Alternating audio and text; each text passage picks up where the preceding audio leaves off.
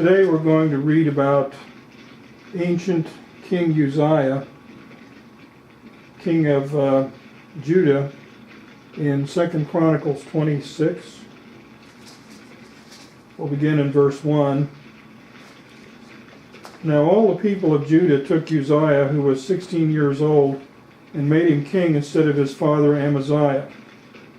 He built Elath and restored it to Judah after the king rested with his fathers. So that's a term, of course, meaning that his father died. And according to the commentary, I'm using the Nelson Commentary Bible, and we're reading from the New King James.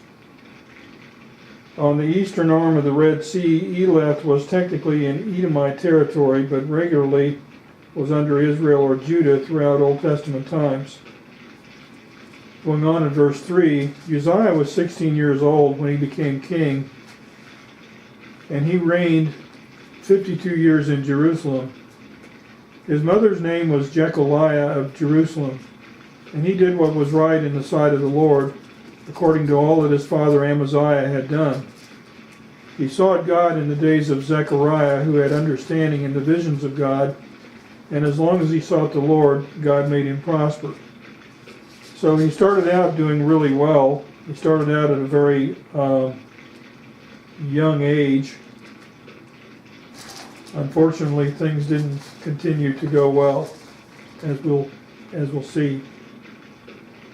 Now he went out and made war against the Philistines and broke down the wall of Gath, G-A-T-H. That, by the way, is a city that the giant Goliath was from. He broke down the wall of Gath, the wall of Jabneh, and the wall of Ashdod. And he built cities around Ashdod and among the Philistines. Very important here in verse 7, it says, God helped him against the Philistines, against the Arabians who lived in Gur-Baal, and against the Meunites. And the Ammonites brought tribute to Uzziah. That would be kind of like a tax that they paid. His fame spread as far as the entrance of Egypt, for he became exceedingly strong. And Uzziah built towers in Jerusalem at the corner gate, at the valley gate, and at the corner buttress of the wall. Then he fortified them. And he built towers in the desert. He dug many wells, for he had much livestock, both in the lowlands and in the plains. He also had farmers and vine dressers in the mountains, and in Carmel, for he loved the soil. Going on in verse 11, moreover, Uzziah had an army of fighting men who went out to war by companies, according to the number on their roll, as prepared by Jael, the scribe, and Mensiah, the officer, under the hand of Hananiah, one of the king's captains. The total number of chief officers of the mighty men of valor was 2,600. And under their authority was an army of 307,500 that made war with mighty powers to help the king against the enemy. Pretty impressive army. Then Uzziah prepared for them, for the entire army, shields, spears, helmets, body armor, bows, and slings to cast stones. And he made devices in Jerusalem invented by skillful men beyond the towers and the corners to shoot arrows and large stones. Now, the commentary tells us this is one of the earliest references to catapults, which seem to have been defensive weapons since their users were on the towers and the corners. Going on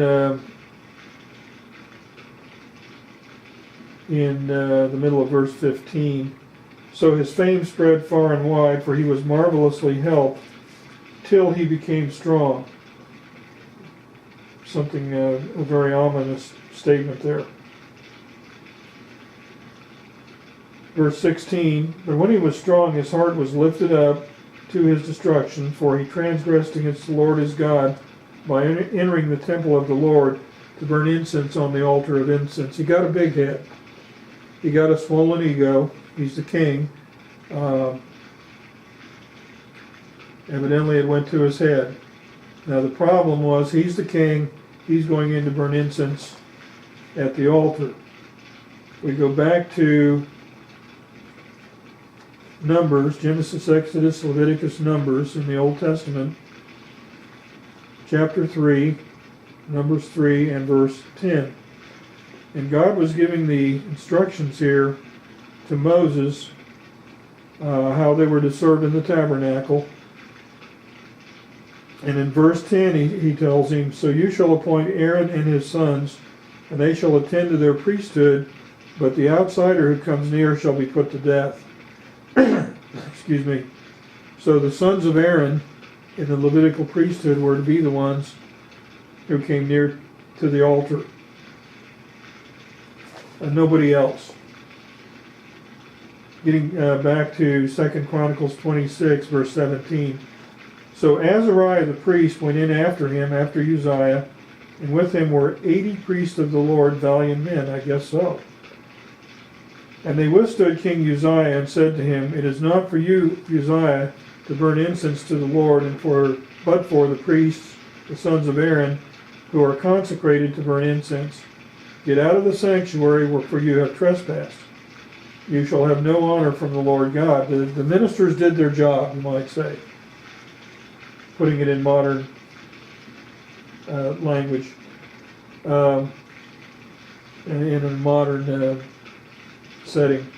Verse 19, Uzziah, we see here, also has a temper. "Then Uzziah became furious, and he had a censer in his hand to burn incense.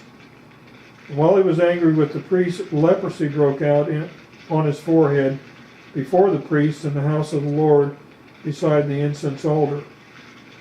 And Azariah the chief priest and all the priests looked at him, and there on his forehead he was leprous. So they thrust him out of that place. Indeed, he also hurried to get out, because the Lord had struck him." Back in Leviticus, they weren't to be near the holy things, which the altar was. We won't go there in Leviticus, but they weren't to be near the holy things if they had leprosy. And that would be found in Leviticus.